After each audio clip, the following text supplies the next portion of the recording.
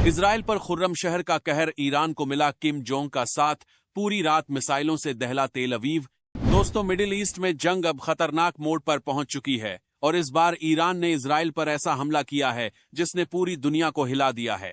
Iran की Khorramshahr 4 ballistic मिसाइलों ने पूरी रात तेल अवीव को दहला दिया और इजराइल के कई इलाकों में अफरा तफरी मच गई।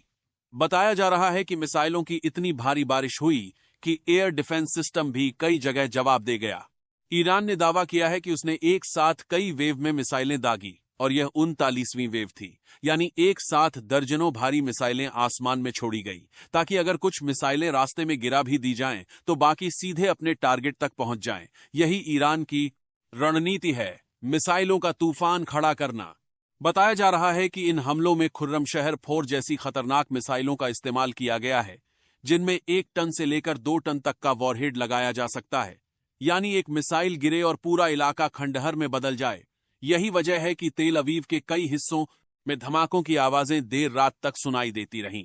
तेहरान टाइम्स के हवाले से सामने आई तस्वीरों और वीडियो में दावा किया गया कि कई मिसाइलें सीधे इजराइल के टारगेट पर जाकर गिरीं।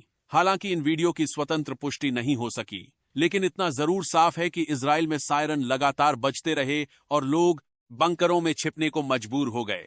ईरान की रणनीति बिल्कुल साफ है, वह मिसाइलों की बारिश कर रहा है, एक साथ 70-70, 80-80 मिसाइलें दाग रहा है, ताकि इजराइल का आयरन डोम और बाकी एयर डिफेंस सिस्टम दबाव में आ जाए और कुछ मिसाइलें बचकर सीधे शहरों तक पहुंच जाएं। यही वजह है कि इजराइल में डर का माहौल बनता जा रहा है।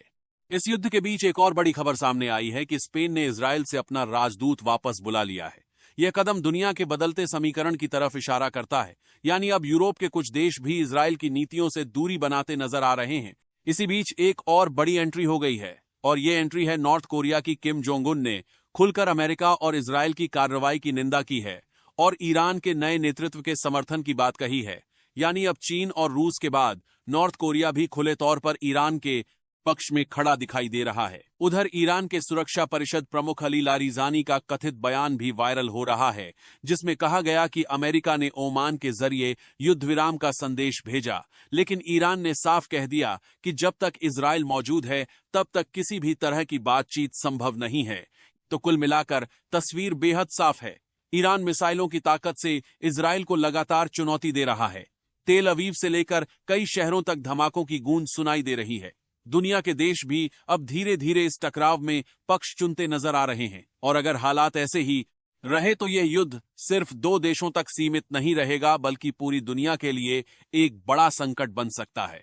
दोस्तों, आपके हिसाब से पहले कौन सा देश झुकेगा, इजराइल या ईरान? कमेंट्स में जरूर बताइएगा। जय हिंद।